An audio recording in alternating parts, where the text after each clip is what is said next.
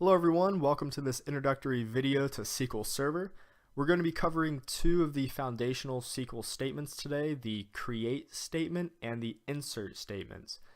These statements will give you the ability to create databases, create tables, and also insert values into those tables. So without further ado, let's just jump right on into it. So if you are brand new to SQL Server, the first thing you need to do is go to the internet and Google SQL Server 2017 Express Edition. The Express Edition of SQL Server you definitely won't be able to run a business out of, but it's a great tool in my opinion to practice your skills and just get familiar with SQL. So there's a download button here, download it, follow the wizard, it's pretty simple. And once it's complete, you could open up SQL Server Management Studio. And what we find here is this basic login screen, if you will. You shouldn't have to change anything here. You just use your simple Windows authentication to get in, just hit connect, and boom, you are in SQL Server Management Studio. This can be a little overwhelming, especially if it's your first time seeing it. But what I want to do, I want to break this down to just a few things you need to know to get started. So the first thing is this Object Explorer over here. And the Object Explorer is pretty simple. It just organizes what is in your SQL Server. So if we just kind of go down the chain with these icons here, the first one you see is this black cylinder with a green arrow, and this is representative of your instance of SQL Server. So if you expand that, you see all these different folders. The only one you need to pay attention to at this point is the database folder. So if you open that up, you see a bunch of black cylinders here which represent your databases. So within each of these, if we go to this one, JProCo, there's a table folder and some other folders, but the only folder you need to focus on here is the table folder. So if you open that up, you have your different tables. And if you want to open up, say, the customer table, you have your different columns, and then you finally get down to the columns within the tables, and within your columns are values.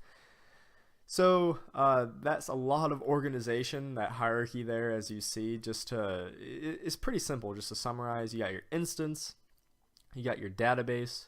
Within your database are tables, and within your tables are rows and columns that contain values, and your columns are listed here.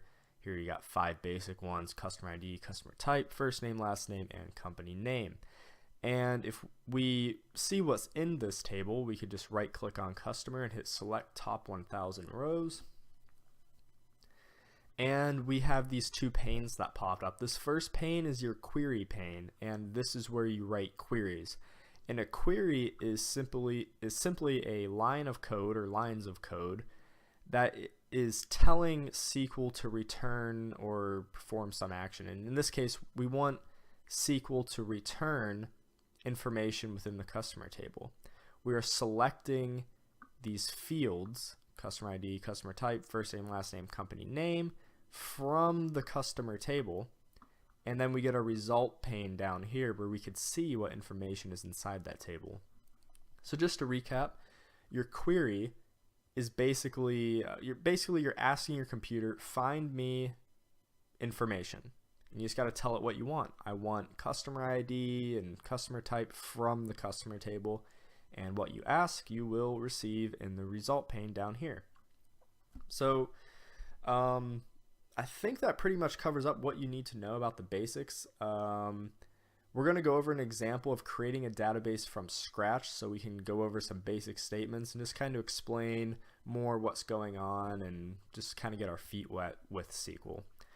So in the description of this video, I will have a link to some code that you can copy and paste into your query pane, and it will look something like this. So it'll look like this. And it's a lot to take in, but let's just go step by step and kind of explain some things in the process. So the first thing that we should cover is creating a database. We're going to be creating this test database with some basic car information that we're going to be using throughout several videos just to get started. So to create a database, it's very simple. Create database cars, whatever you want to name it. And when you want to execute a query or a statement, if you were to execute all of this right now, it would produce all the tables and insert all the values, but we just want to go step by step. So if you only want to execute a certain part of it, just highlight it. So we just want to execute this create statement. So we're going to be creating the car database, and to execute something you just need to press F5 on your keyboard, or just hit this execute button right here, and you'll get a little success signal down there. And to see the database you just created, just expand the database folder, and now you see the cars database. But if you were to query information from the car database, there's nothing there. There's no tables, there's no values, there's nothing. So step 2 is creating our various tables, and the first one we're going to create is the manufacturer table. So we're going to be using the car database. Another quick tip here, this box right here shows what database your query is currently using. And it's not using the car one, it's using JPro Co right now. So there's 2 ways to change that. The first way to change that is to click this little drop down and hit cars, or you could type in use in your query window, press F5, and that switched to cars. So the create table statement is very simple. You're going to type create table and then what you want to call the table, and we're going to call it manufacturer. And then you open up a parentheses and you list what fields you want within that table. So we want an ID field, we want a name field, and this primary key, don't worry about if I mention primary foreign keys in this video, I'm sorry, but let's just ignore them for now, and we'll explain that in a different video.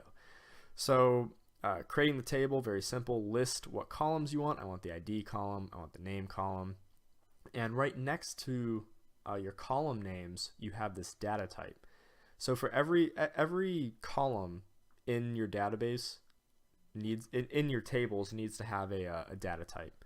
So for ID, we just want a simple integer. For name, we're doing varchar, which means variable character, and we want to give that a string length of 15, meaning that if I try to put something that's 20 characters long into the name column, it will reject it.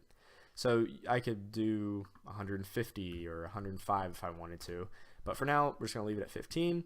And to execute this, we're just going to highlight it, press F5 or execute, and we get our success signal, and we could check and see if it worked. Well, it obviously worked, but you could see it if you expand the table, and now we have our manufacturer table.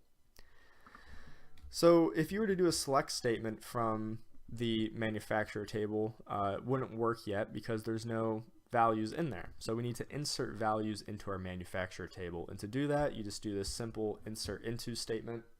So we're going to insert into our manufacturer table the values 1 and forward, and obviously the 1 coincides with the ID and the forward coincides with the name.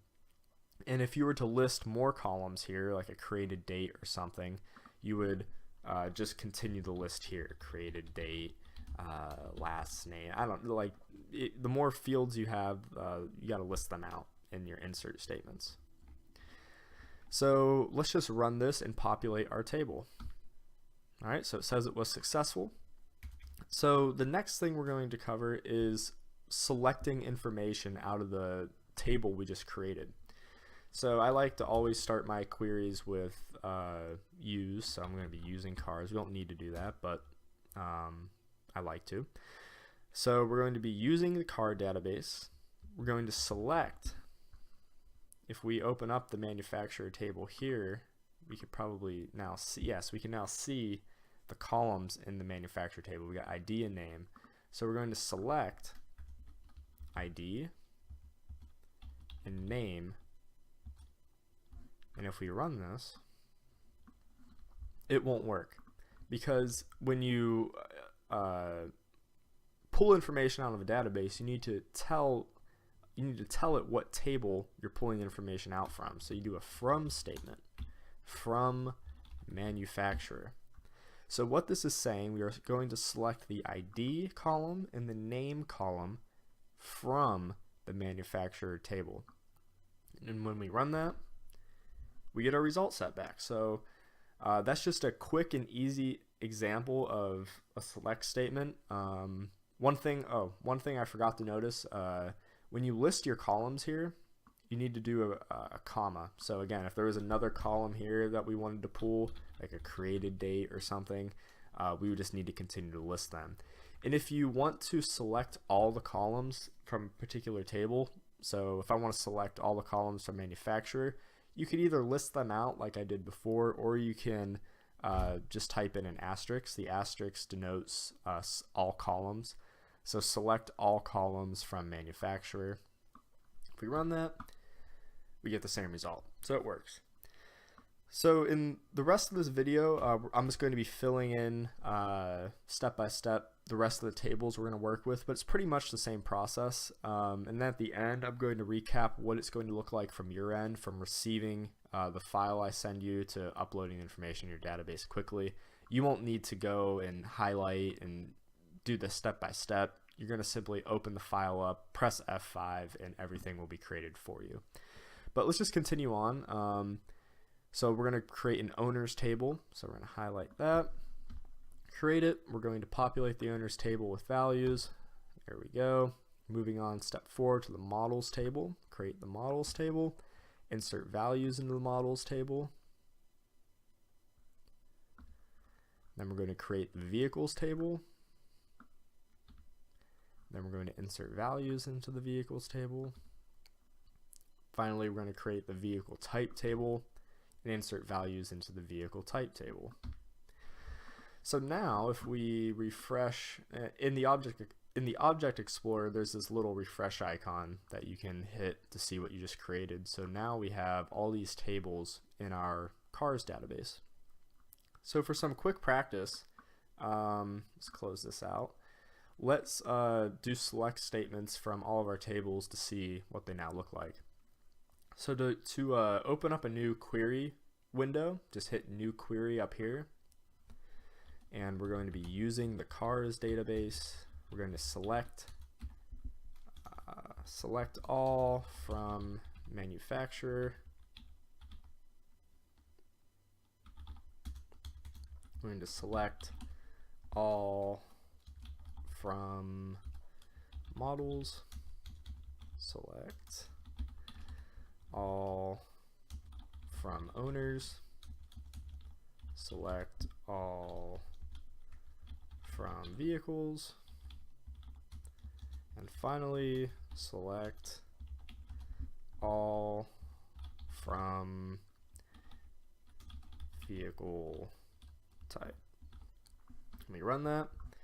And when I say run, that just means execute. So I'm either pressing F5 or hitting the execute button. So when we execute these queries, we could see our result sets with our tables filled with all these values. So that's pretty much it with a basic select statement. Let's go back to, let's go back to our code here, and we're going to drop this database. I'm going to walk through how you guys will do it, receiving it for the first time. So to drop a database, meaning to get rid of it, to erase it, base cars, so run that. Let's make sure it's not in use anywhere or else it will fail. So let's change all these to something else. Okay, so we're going to drop the car database. It was successful. So when you guys receive this file for the first time, this is what you will see. And the first thing you need to do is just highlight this create statement, create the cars database. Then once it's created, put comment this out with 2 subtraction signs or hyphens, and it'll turn green. Commenting, when you comment something out, basically the query skips over it when it reads. So when things are in green, when you've commented them out, they won't run. Basically, this is just a way to explain what's going on in your code if you're working with a team or something, to comment what's going on. As you can see, I kind of did that below with step 1, step 2, things like that. So once you've commented the create statement out, just execute the rest of it, and everything will populate. So you won't need to go through and highlight and do it manually like I did. So that's about it. If you guys have any problems installing SQL or trying to run this code here, please reach out in the comments below and I'll be glad to help in any way I can. And I hope this video was instructful for those just kind of getting their feet wet with SQL and eager to learn more. So I look forward to doing more introductory SQL videos. If you have any more complex questions, let me know and I can maybe do a video on that. But I hope you enjoyed this and stay tuned for the next one.